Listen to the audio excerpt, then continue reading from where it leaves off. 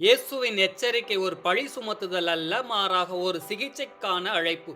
இன்றைய நற்செய்தியிலே நாம் காணும் இயேசுவின் இந்த கண்டனம், மாண்டவர்களிடம் மரியாதை காட்டுவதையும், வாழ்பவர்களிடம் நேர்மையுடன் இருப்பதையும் சமரசம் செய்யும் நம்முடைய சாமர்த்தியமான வாழ்க்கையை கேள்வி கேட்கிறது. பரிசேயர்கள் இறைவாக்கினர்களுக்காக கல்லறை கட்டினார்கள்.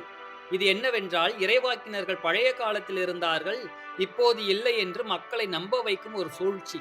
நாம் ஒரு சமூகமாக அதிகாரத்தை எதிர்த்த உண்மையை ஒரு கல்லறை அல்லது நினைவகம் என்ற பெயரில் வைத்து அதை பாதுகாக்கப்பட்ட வரலாற்று பொருளாக மாற்றி விடுகிறோம்.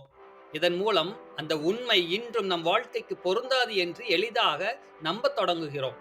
ஒரு சமூகத்தில் ஒரு போராளி அல்லது உண்மையை சொன்ன ஒரு தலைவர் இறந்த பிறகு அவருக்கு பெயரில் நூலகம் கட்டுகிறோம். ஆனால் அதே சமயம் அவர் வாழ்நாளில் எதற்காக போராடினாரோ அந்த நீதியின் இலக்குகளை பூர்த்தி செய்ய நாம் மறுக்கிறோம். நாம் கல்லறைகளை கட்டுகிறோம் ஏனென்றால் அஞ்சலி செலுத்துவது எளிது, ஆனால் மாற்றம் பெறுவது கடினம்.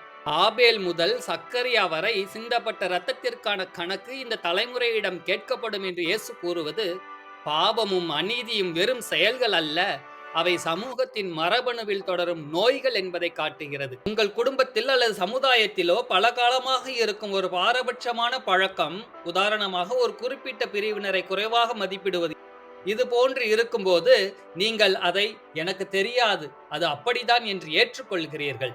இதன் மூலம் உங்கள் மூதாதையரின் பாரபட்ச மனப்பான்மையை தாங்கிய இரத்தக்கரையை உங்கள் கைகளிலும் நீங்களே எடுத்து பூசிக்கொள்கிறீர்கள். ஆனால் இயேசுவின் எச்சரிக்கை ஒரு பழி சுமத்துதல் அல்ல, மாறாக இது ஒரு சிகிச்சைக்கான அழைப்பு. நாம் அனைவரும் நம்முடைய ஆன்மீக மரபணுவை சரிபார்த்து நம் தலைமுறையில் அநீதிக்கு பங்களிக்கும் எந்த ஒரு செயலையும் உடனடியாக நிறுத்தி புதிய நீதியின் சுழற்சியை தொடங்க இயேசு இன்று நமக்கு அழைப்பு விடுக்கின்றார். ஜெபிப்போமா. அன்பான இறைவா, எங்கள் இதயத்தில் எழும் நீதியின் இரக்கத்தின் ஓசையை நாங்கள் கேட்கும்படி செய்யும். மாண்டவர்களுக்காக நாங்கள் கட்டும் ஆடம்பர கல்லறைகளை உடைத்து வாழும் உமது அன்பை சூழ்ந்துள்ளோருடன் பகிர்ந்து கொள்ள எங்களுக்கு கிருபை தாரும். அறிவின் திறவுகோலை இறுக்கி பிடித்துக் கொள்ளும் கருவத்தை அகற்றி உமது ஞானத்தை எல்லா மக்களோடு பகிர்ந்து கொள்ளும் ஆற்றலை தாரும். ஆமேன்.